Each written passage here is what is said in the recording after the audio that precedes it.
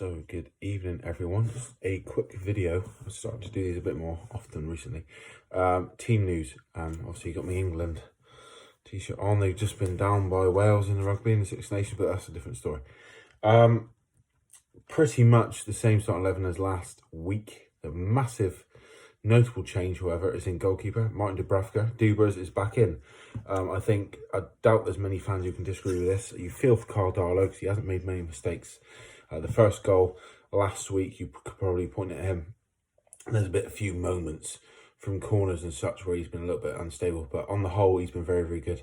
And I'll say this, Carl, you've been fantastic so far this season, and you're unlucky.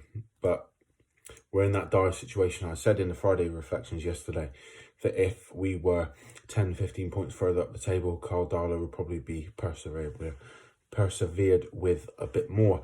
However, so it's a quick recap. It's Martin Dubravka in goal, left back of Jamal Lewis. Centre half pairing is Kieran Clark and Jamal Lascelles again. I think Fernandez this season's been a bit better than Jamal. I think Cher on his day is a great defender. But I think at the moment they're our best two centre-backs. They're our fittest two centre-backs. So the more they can play with each other, the better. If Cher's out for the season and Fernandez is coming back slowly, it's more than likely going to be those two for the next 4 games, these next 4 crucial games. So the more they can play with each other and get used to each other, fine. Obviously, I think they played together in the Championship quite a lot, but, you know, it's been a while. Emil Kraft at right back, not ideal, but who else is there?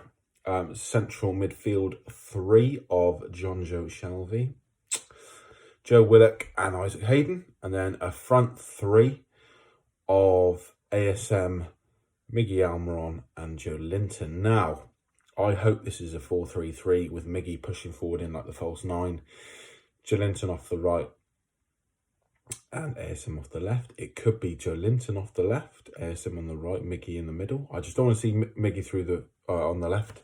I'd prefer to see Joe Linton on the left. I think he looks a bit more comfortable there.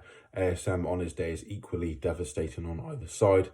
However, this could turn out to be the 4-3-1-2 we've seen recently, which is not going to be good because I think Traore could be eyeing us up tonight. So we need some help out wide for Emil Kraft and Jamal Lewis, particularly Kraft. But so looking on the bench, I'm not going to go into the bench too much, but Andy Carroll's on the bench, Carl Darlow, Dummett, Richie, Gale's on the bench, I think, Sean Longstaff and Jeff Hendrick. No Matty Longstaff yet again. So Steve Bruce clearly wasn't wasting his time last summer when he put in so much effort and graft and said all those fantastic words about Mike Longstaff to trying to get the sign, and now he's not playing him at all.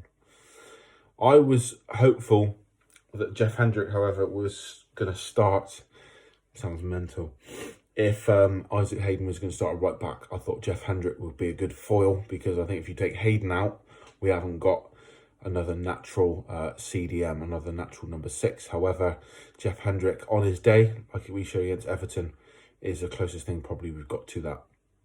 So I think it would have been good having Matty and Willock. Obviously, he's probably a shoo-in for our midfield at the moment.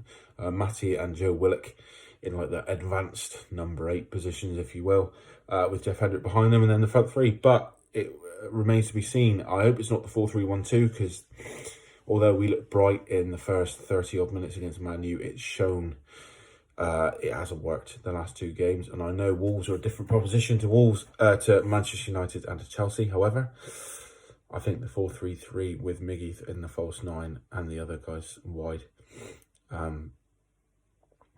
we've been our best the last sort of 6 weeks. That's been the case. You look at the Everton game with Wilson on the right, etc. So, crucially, Brighton slip up tonight. Brighton are 1 point ahead of the Toon.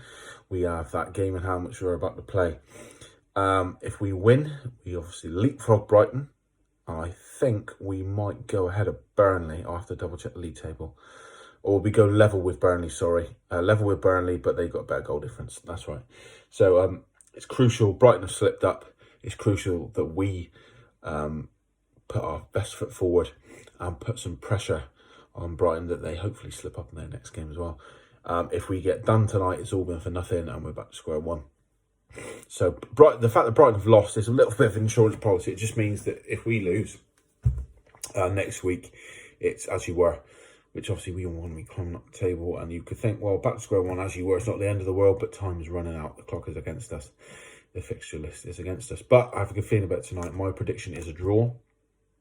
I think 1-1. However, hopefully 2-1, 4-1, 5-0, whatever. Let's get 3 points on the board. Up to 2.